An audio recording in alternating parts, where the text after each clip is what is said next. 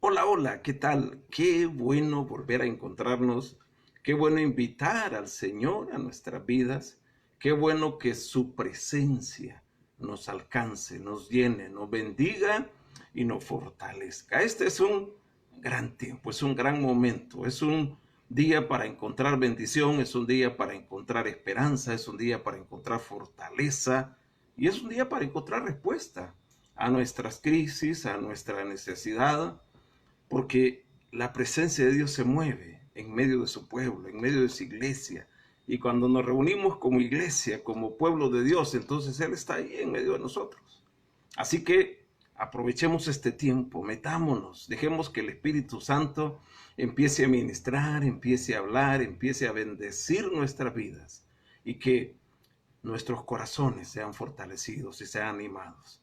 Que podamos ver la esperanza en medio de cualquier situación difícil que estemos viviendo.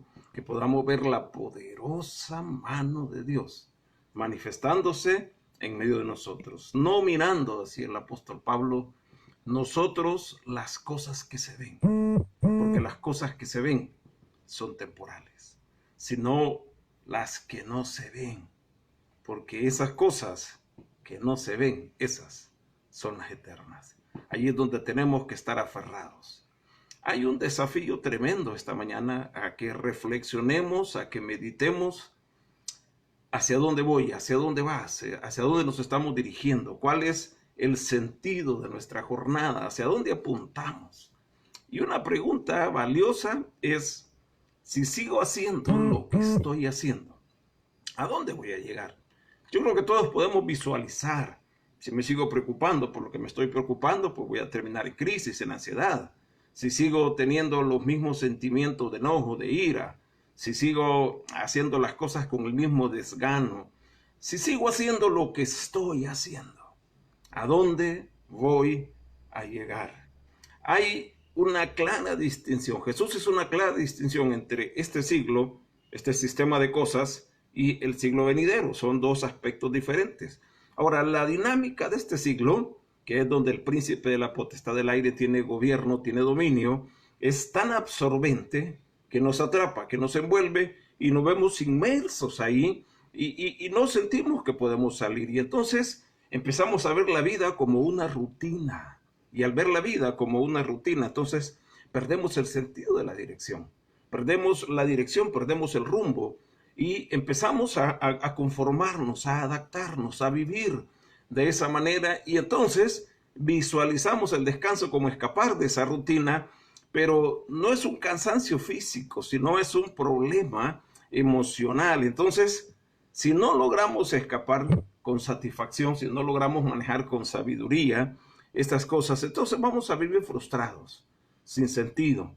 Vamos a sentir que no estamos trascendiendo y que nuestra vida no tiene relevancia, a pesar de que estemos envueltos en la iglesia o en la comunión con Dios o en la amistad con Dios. Pero tenemos que aprender a utilizar los recursos espirituales que el Señor nos ha dado. Pablo decía también que no nos ha dado Dios espíritu de cobardía, sino de poder, de amor y de dominio propio. ¿Ok? Poder, amor y de dominio propio.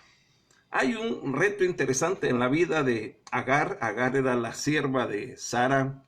En Génesis capítulo 16, Agar enfrenta una situación difícil porque se empieza a incomodar Sara, porque Agar concibe y Sara no puede concebir. En ese tiempo todavía es Saraí, ¿verdad? Ella no puede concebir y Agar sí concibe. Y entonces empieza un proceso de incomodidad. Y Agar decide hacer lo que la mayoría de nosotros decidimos hacer. Decide escapar de la situación, decide huir, decide renunciar, decide abandonar. Muchas veces nos sentimos ahí. Tengo que abandonar, tengo que dejar esto, no lo soporto, no lo aguanto.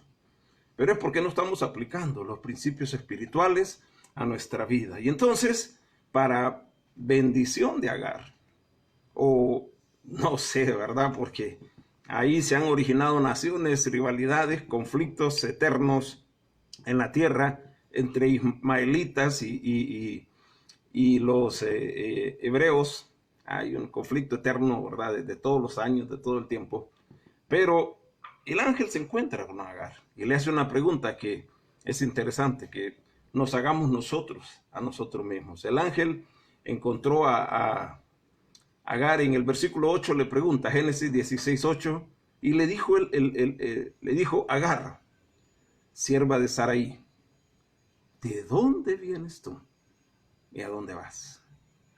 ¿De dónde vienes y a dónde vas? O sea, vienes escapando de una situación complicada, pero ¿y a dónde vas? Vas a una situación más complicada. Amén. ¿De dónde vienes y a dónde vas? Y le dice, regresa y hazle frente a la situación. Entonces tenemos que evaluar nuestra vida. Ahora, el recurso no es el escape, porque a veces nos casamos por escapar de una situación, nos vamos de un trabajo por escapar de una situación, destruimos una familia por escapar de una situación, hacemos cosas incoherentes por escapar de una situación, en lugar de buscar la mecánica, la dinámica en la que podemos encontrar una respuesta en Dios. Siempre habrá una respuesta en Dios, pero es necesario pagar el precio, ¿ok? Siempre habrá una respuesta en Dios, pero es necesario pagar el precio de aplicar los principios a la vida, el precio de cambiar los paradigmas, las perspectivas, el precio de cambiar el enfoque que yo le estoy dando. ¿Verdad? No es un sacrificio que yo tengo que hacer, que tengo que hacer una caminata de rodillas o que tengo que hacer 40 ayunos, no. Es un precio de una transformación interior. Amén. Ese es el precio, una transformación interior que me permita visualizar la vida de una manera diferente. Y Dios le hace una promesa a Agar. Habrá bendición, habrá bendición. Y eso es lo que tenemos que tener certeza nosotros. Hay una historia casi icónica cuando Henry Ford, que fue el primero que estableció la producción en serie, organiza su maquinaria. No existe maquinaria, tiene que diseñarla. No existía ni siquiera el concepto de producción en serie, pero él manda a diseñar la maquinaria y empiezan a desarrollar la producción en serie y de pronto un día la maquinaria se detiene. Y los ingenieros de Ford, todo el equipo de Ford analizó la máquina, no le encontraron cómo repararla y llamaron al fabricante, al experto, ¿verdad? Y el experto llegó, empezó a evaluar, vio la falla, vio los errores y empezó a evaluar y examinar detalladamente la maquinaria y finalmente le pidió a uno de los técnicos que le prestara un desarmador. Y con ese desarmador fue y le dio vueltas a un tornillo, echaron a andar la máquina y funcionó. A los días le envió la cuenta a Henry Ford, ¿verdad? Eran $20,002. Estamos hablando del año 1906, 1910. $20,000 eran muchísimo dinero y siguen siendo, ¿verdad? Mucho dinero. $20,002. Y Ford le manda a decir, ¿me cobrará $20,000 por socar un tornillo? Y el especialista le contesta, no, por socar el tornillo te cobro $2. Los $20,000 son por saber cuál tornillo apretar. Es pagar el precio, ¿ok? Conocer. Hay muchos tornillos en nuestra vida, en nuestro engranaje, que necesitan ser ajustados para que lleguen al punto correcto. Pero necesitamos la presencia de Dios para que llegue a saber dónde está el punto, dónde está la llaga.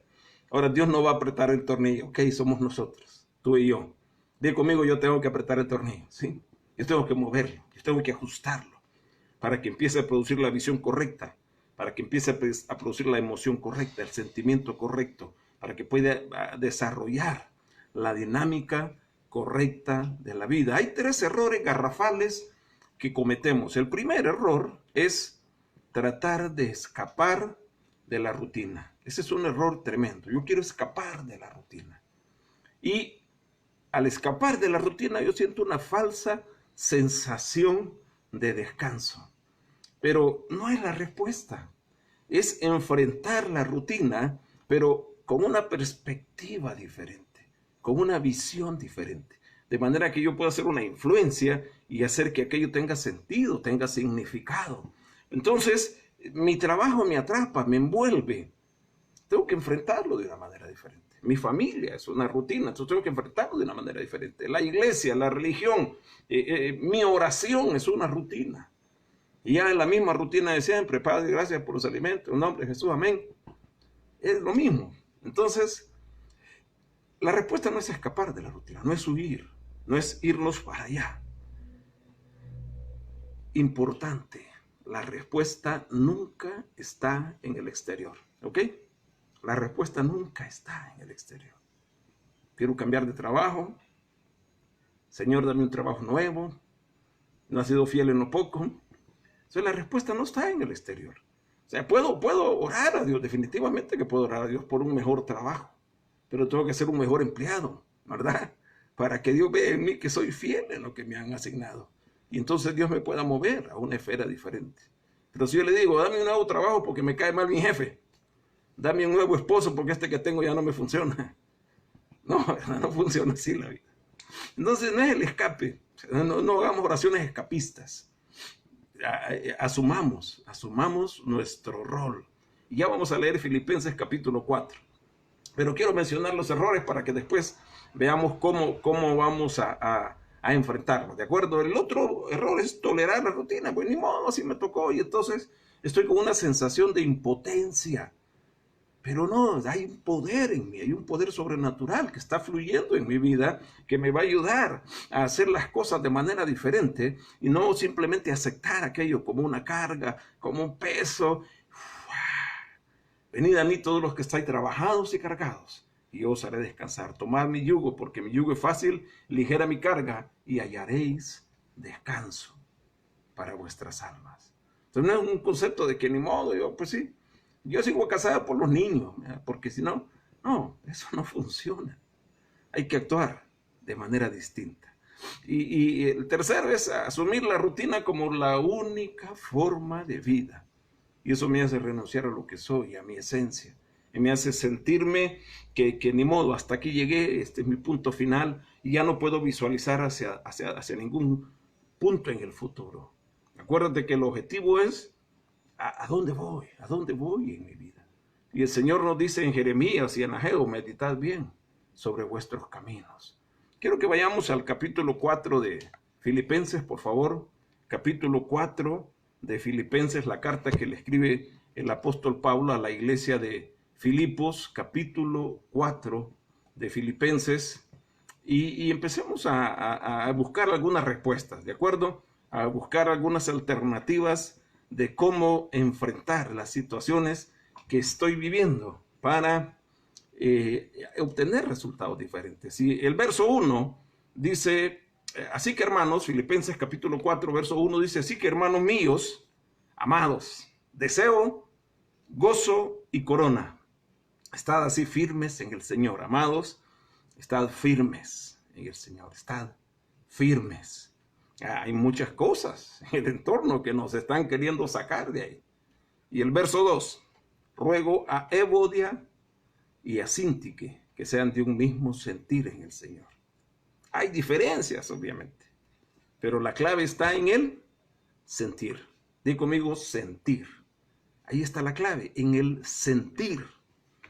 Los científicos han incursionado en el campo de la neurociencia a estudiar el cerebro. Hay ahora recursos increíbles, extraordinarios para estudiar el cerebro y han encontrado cómo, sin necesidad de ponerle electrodos en la frente, ¿verdad? Sino con máquinas térmicas y máquinas de tomográficas, empiezan a analizar el cerebro y empiezan a estudiar las emociones. Y se dan cuenta que las emociones gobiernan la conducta, ¿ok? La gente hace aquello que las emociones le dicta que haga. Por eso es valioso el dominio propio, ¿sí? Las emociones te controlan. No actúes cuando estás sobrecargado de una emoción, porque vas a hacer las cosas incorrectas. Las emociones te controlan. Entonces el problema está en el sentir.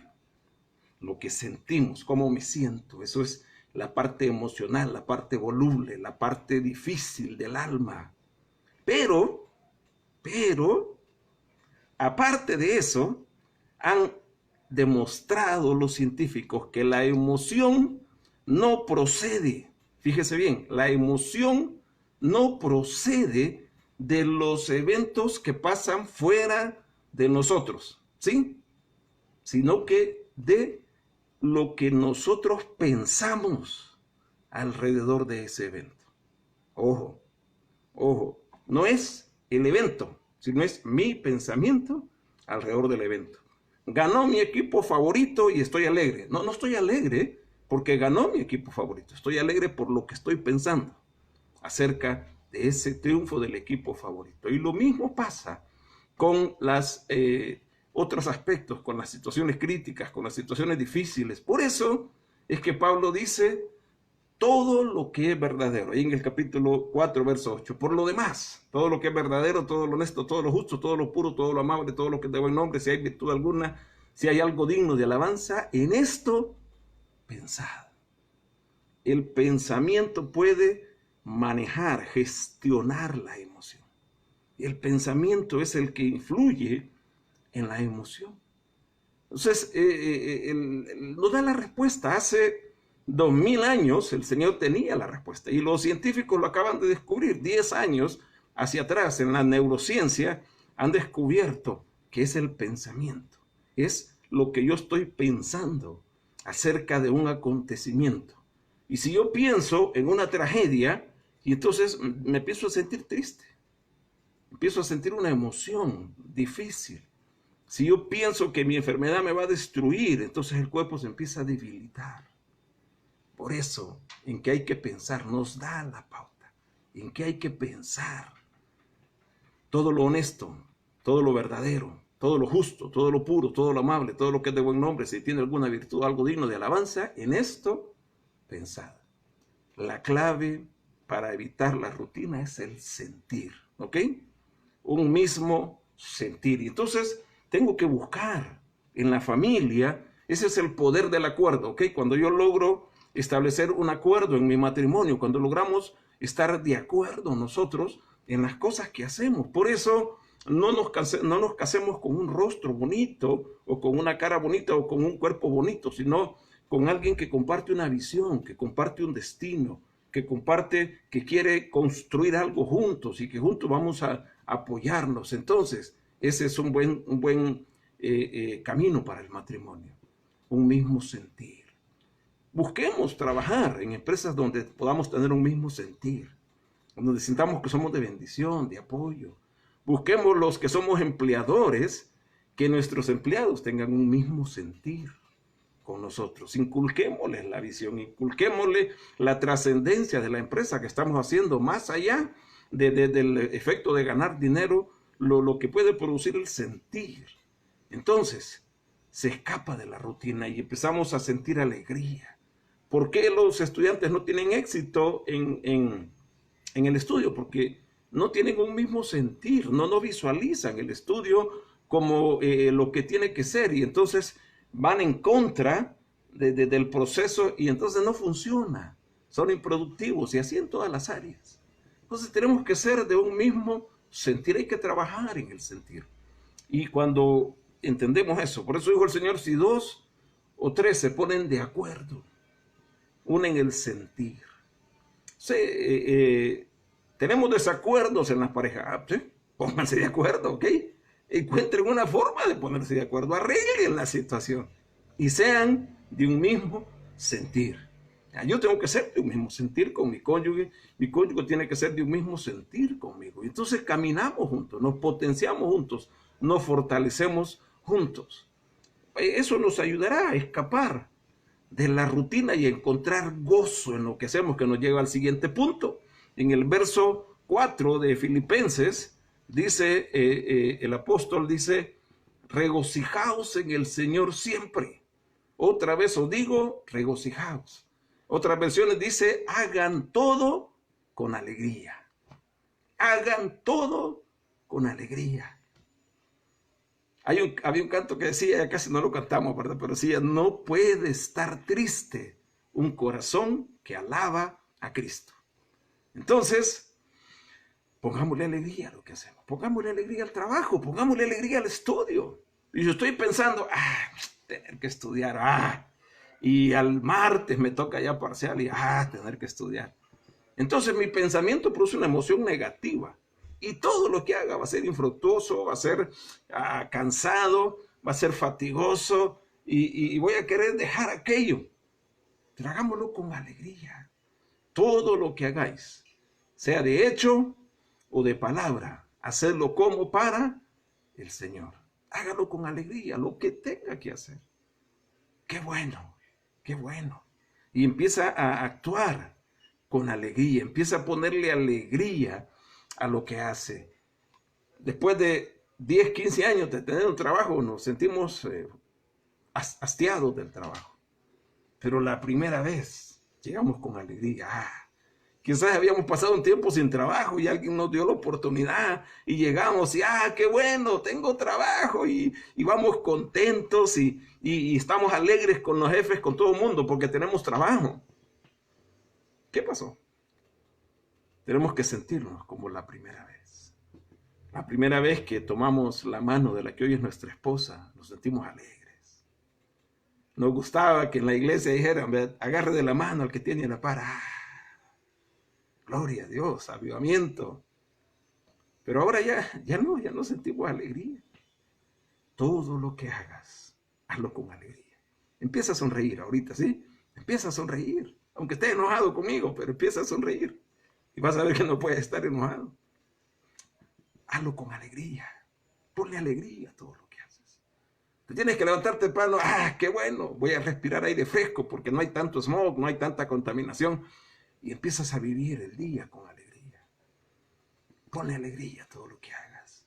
Y eso va a destruir el poder que tiene la rutina y aquel enajenamiento que te impide visualizar, que te impide pensar.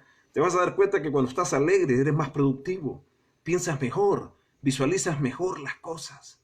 Por eso el consejo de Pablo es increíble. Regocijaos en el Señor siempre.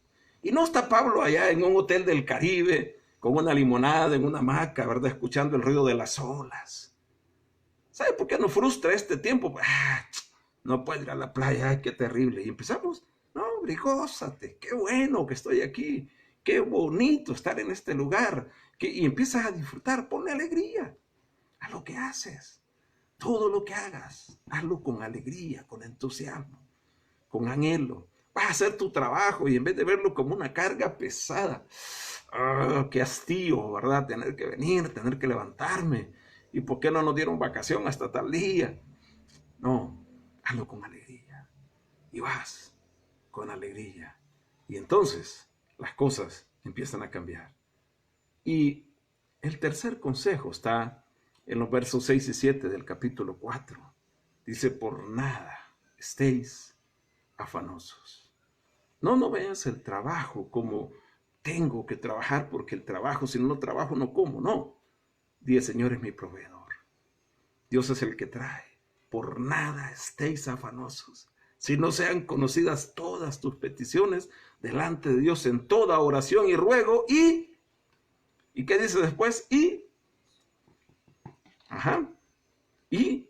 con acción de gracias.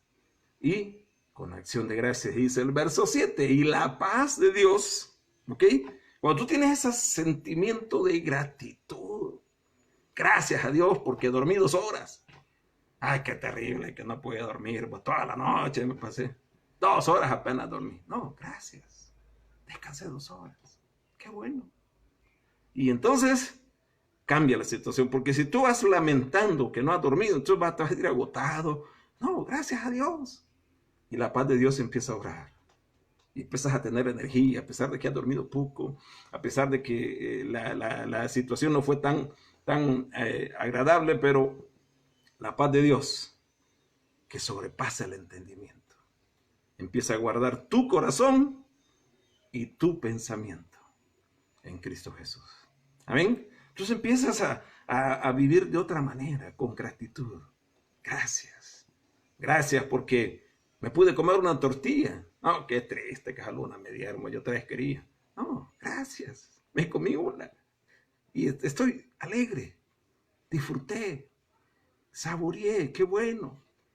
Y tenemos gratitud. No estés afanoso.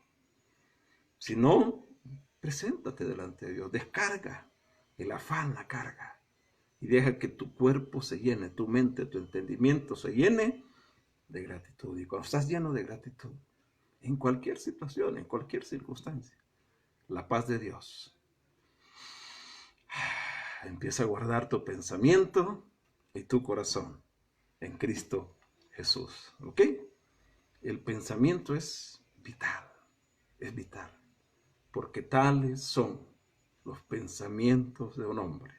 En su corazón, así es él.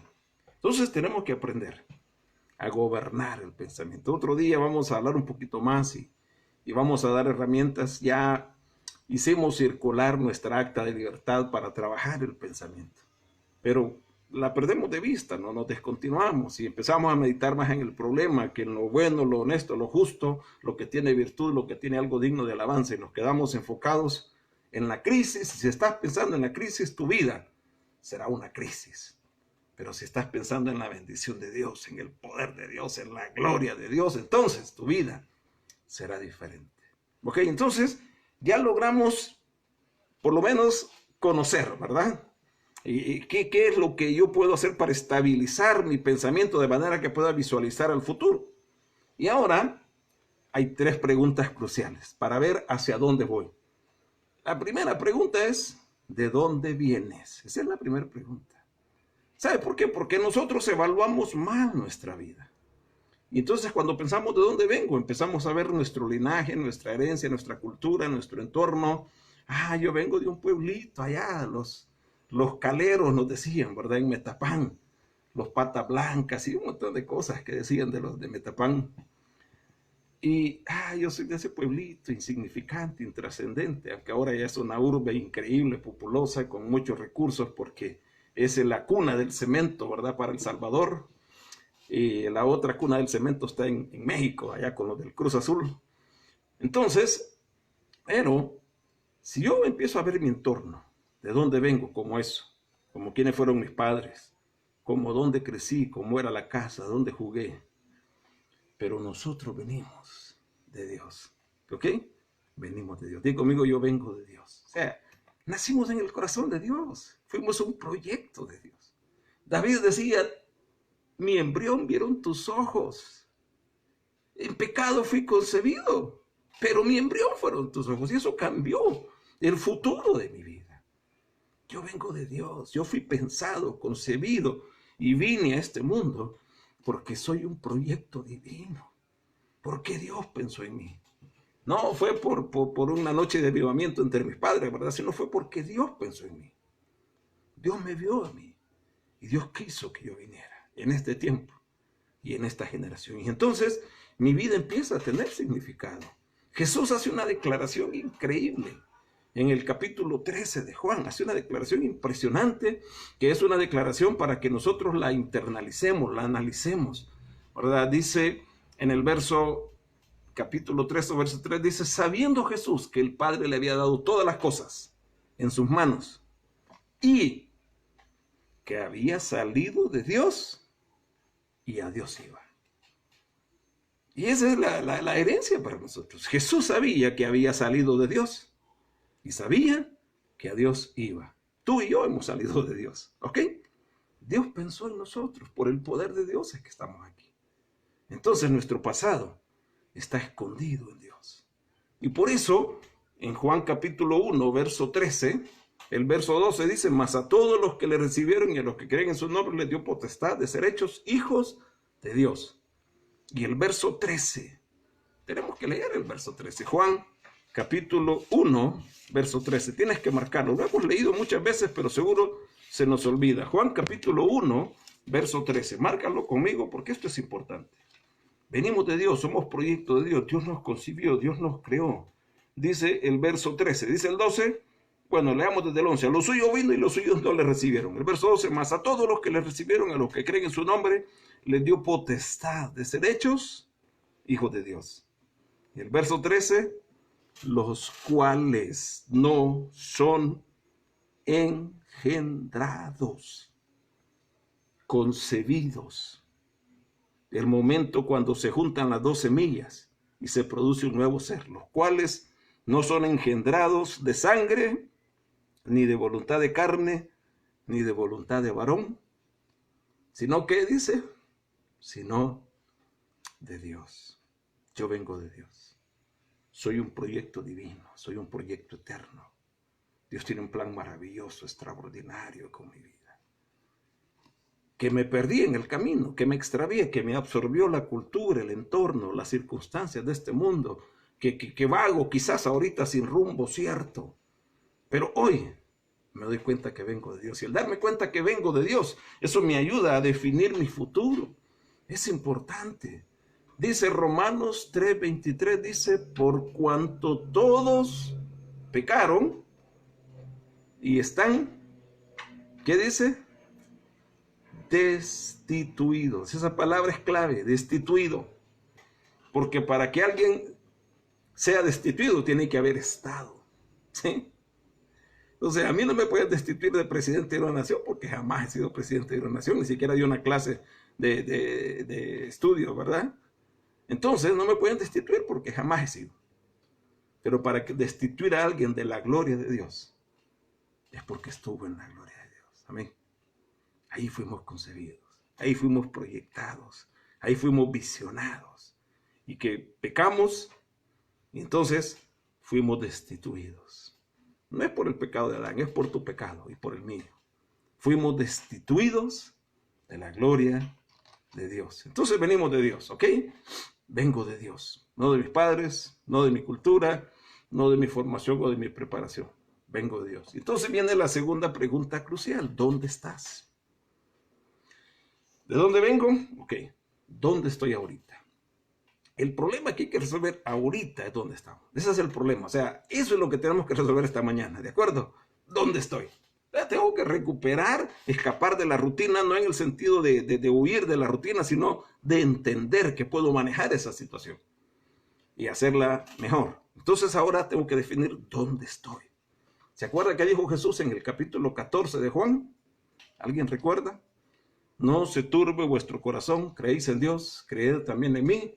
En la casa de mi Padre muchas moradas hay, si así no fuere, yo os lo hubiera dicho. Voy pues, final del verso 2, capítulo 14, verso 2, voy pues a preparar lugar para vosotros. Y si me fuere y os prepararé el lugar, vendré otra vez y os tomaré a mí mismo, para que donde yo estoy, ustedes también estén.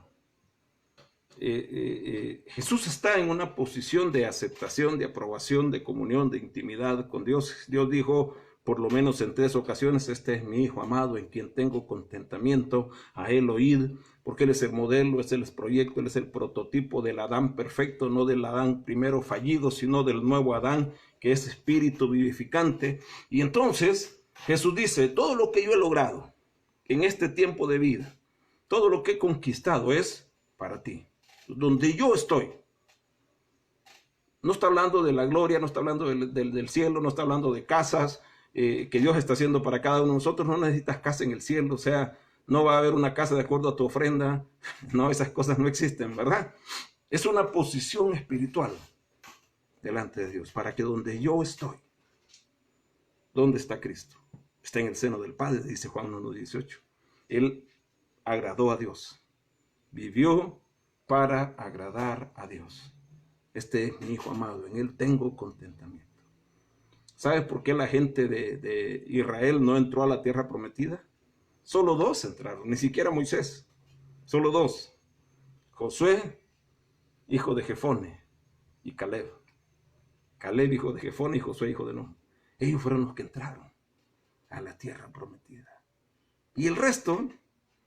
No, ¿por qué? Porque dice 1 Corintios 10, verso 5, de la mayoría de ellos no se agradó el Señor, por lo cual quedaron postrados en el desierto. Entonces Jesús agradó a Dios. Este es mi Hijo amado, en él tengo contentamiento. No está hablando de la deidad de Jesús, está hablando de la humanidad, del segundo Adán, del espíritu vivificante, de aquel que viene a conquistar una posición espiritual para nosotros, para que donde yo estoy, ustedes también estén en esa misma posición. ¿A dónde va Cristo? Va a la cruz del Calvario. Va a pagar el precio. Va a quitar de en medio el pecado, a derribar las barreras, para que nada te pueda detener de estar en una posición de privilegio. Ahora la pregunta es, ¿dónde estás? ¿Dónde estás? Porque hay un problema, de nuevo, este siglo y el siglo venidero. Este siglo nos envuelve, nos atrapa. Y de repente nos salimos de la presencia de Dios y nos vamos a seguir los principios de este siglo. Y no nos damos cuenta. Y no lo sentimos. En Lucas 20, 24, los fariseos le hacen una pregunta impresionante a Jesús. Quisieron tenderle una trampa. Quisieron hacerlo tropezar. Quisieron que Jesús fallara. Y le hacen una pregunta desafiante. Le dicen, ¿de quién es? No preguntan eso. Leámoslo para que lo veamos bien. Lucas 20, 24. Vamos a la escritura y leámoslo para que no nos equivoquemos. Mateo, Marcos, Lucas, capítulo 20, verso 24. ¿Ya lo tiene? Lucas 20, 24.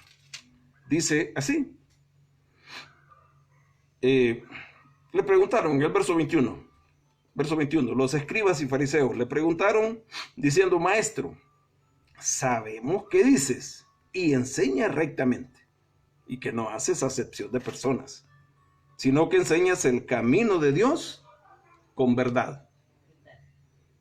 ¿De acuerdo? Y entonces dice el verso 22, ¿nos es lícito dar tributo a César o no?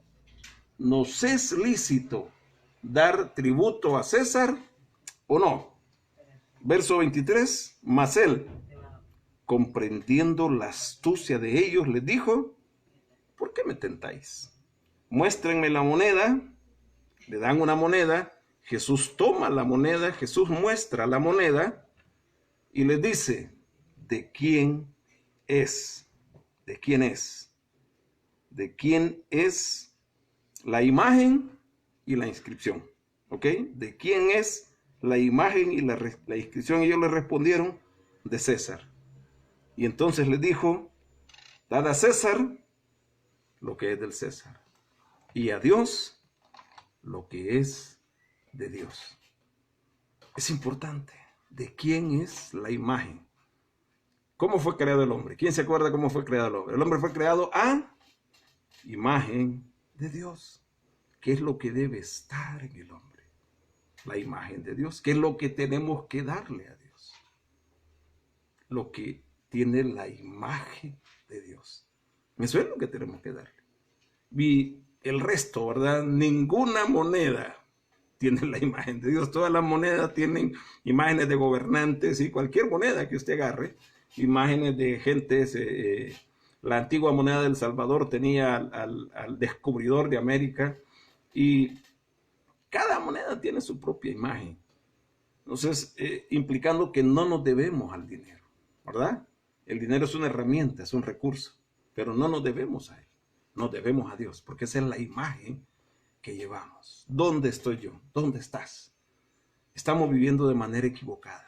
¿Sabe por qué? Porque le estamos dando a César lo que es de Dios. Le estamos dando nuestras vidas a los proyectos humanos. Y no es así.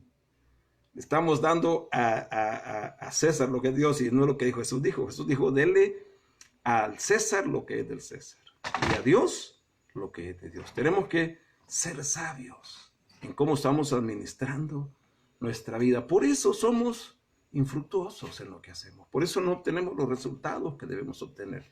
Por eso no logramos coronar algunas de nuestras aspiraciones, porque estamos caminando en la dirección equivocada. Hay que darle al César lo que es del César, pero a Dios lo que es de Dios. Dice Deuteronomio 28, acontecerá que si oyeres atentamente la voz de Jehová tu Dios para poner por obra los mandamientos que yo te mando hoy aquí, que todas estas bendiciones te seguirán y te alcanzarán. Porque le estás dando a Dios lo que es de Dios. Pero estamos fallando. Y queremos darle a Dios lo que es de César. No es así. No es así. Por eso es que Jesús le dice a la samaritana, La samaritana le pregunta, veo que eres profeta. Sácame de una duda que hemos tenido aquí, un conflicto entre judíos y samaritanos. Los judíos dicen que allá en el monte, allá en Jerusalén, es donde se tiene que adorar. Y nosotros los samaritanos creemos que es en este monte aquí, donde se tiene que adorar. Sácame de la duda. ¿Y dónde? Y el Señor le dice, no. La hora viene y ahora es cuando los verdaderos adoradores adorarán al Padre en espíritu y en verdad. No es en este monte ni en Jerusalén. No, porque la hora viene y ahora es cuando los verdaderos adoradores adorarán al Padre en espíritu y en verdad. En espíritu ya no es un lugar, ya no es una posición, ya no es una acción, ya no es un acto litúrgico. Ya no es porque yo predico, porque yo canto, porque barro la iglesia, ya no. Ahora es en espíritu y en verdad. La oración en espíritu requiere varias cosas. Primero, haber nacido de nuevo. Nadie puede adorar a Dios sin haber nacido de nuevo. Quiere decir, sin haber borrado el pecado. Porque dice, si vienes, traes algo al altar y te acuerdas que tienes algo contra tu hermano. No, así no puedes. No puedes, no va a ser recibida tu ofrenda. Ve y deja la ofrenda ahí. No la presentes, déjala. Arregla la situación. Porque tiene que haber un nuevo nacimiento. Un cordero sin mancha y sin arruga, y no por nosotros, sino por Cristo. Entonces es importante adorar. Para adorar, en verdad, tiene que haber un nuevo nacimiento. Por eso es que cuando empezamos la reunión en la iglesia, hacemos una oración para rendirle nuestra vida a Cristo, ¿verdad? Y tenemos que nacer de nuevo, cada día, cada vez, presentar una ofrenda de olor fragante a Dios. En segundo lugar, tenemos que tener el testimonio del Espíritu Santo. El Espíritu tiene que dar testimonio a nuestro espíritu de que somos hijos de Dios. Es uno de los ministerios del Espíritu Santo. Y el enemigo se va a encargar de hacerme sentir que no soy hijo de Dios. Entonces, ese testimonio es valioso porque de esa manera yo puedo hacerle la adoración al Señor, porque el Señor dice, este es mi hijo amado, en él tengo contentamiento, él me contenta, me satisface. La oración que él eleva, la alabanza que él eleva, me agrada.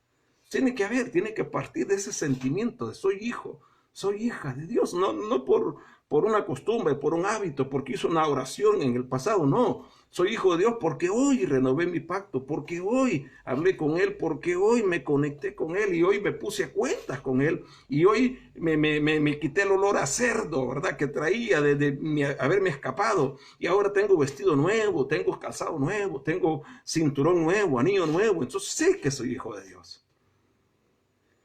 En tercer lugar, tengo que tener el reconocimiento de que Jesús es el Rey. Tengo que aceptarle el reino de Cristo. El Señor le dijo a Nicodemo, si no naces de nuevo no puedes ver el reino de Dios. O sea, me ves como maestro, me ves como alguien que enseña cosas buenas, que hace cosas buenas de parte de Dios. Pero yo soy Rey.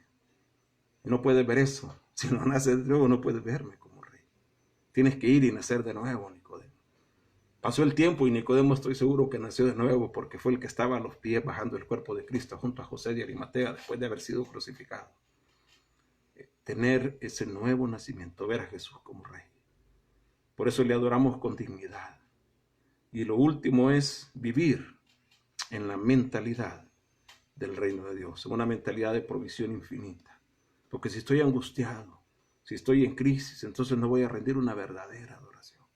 Pero cuando tengo una gratitud extrema, cuando sé que en Dios lo tengo todo, cuando sé que Dios es todo para mí, cuando estoy satisfecho, y así funciona el amor, cuando yo sé que la otra persona es todo para mí, cuando yo sé que mi cónyuge es todo, entonces nos podemos unir plenamente. Y dice, es Cristo y la iglesia, es el símbolo del amor perfecto. Nos unimos porque sé que ahí está la respuesta, puedo entrar al reino de Dios. Le dice el Señor, tienes que nacer del agua y del Espíritu para poder entrar al reino de Dios. Y entonces penetras en esa dimensión sobrenatural de provisión infinita y te empiezas a sentir amado, aceptado, empiezas a sentir que lo tienes todo. Entonces puedes adorar con autenticidad. Estás alegre, estoy alegre, alegre, muy alegre. Estoy alegre porque Cristo me salvó, gloria a Dios. Y ahí fluye adoración genuina. Ahí estamos. ¿Dónde estoy? Ese es el problema que tenemos que resolver esta mañana. Y Después vamos a hablar a dónde vas, pero es importante. ¿Dónde estás? Tienes la imagen de Dios. Cristo está en tu pasado, está en tu presente. Y tenemos que asegurar que esté en nuestro futuro. Él está ahí, pero depende de nosotros si caminamos ese sendero. Y tienes que nacer de nuevo. Tener el testimonio de ser hijo de Dios. Ver a Cristo como Rey. Y tienes que tener la mentalidad del reino de Dios. Provisión infinita. Hay cuidado, amor. Hay ropa nueva. Hay todo lo que necesites en la presencia de Dios. Y si estás ahí, estás en el lugar que Cristo quiere que estés. Y en el lugar que será de bendición para tu vida. Padre, gracias, gracias. Ayúdame, ayúdanos. Espíritu Santo, trae claridad a nuestro entendimiento. Y ayúdanos a ser las personas que tenemos que ser. Y a estar donde tenemos que estar. Y a dar a Dios lo que es de Dios. Y a los demás lo que sea de los demás. Gracias, Padre. En el nombre de Jesús. Amén. Vamos adelante. Sí podemos. Cuando vamos tomados de la mano de Dios. No te desconectes. Porque viene un poderoso tiempo de oración. Que nos va a afirmar. Que nos va a ayudar a ver y a entrar en el reino de Dios. Vamos con la siguiente conexión. Dios te bendiga.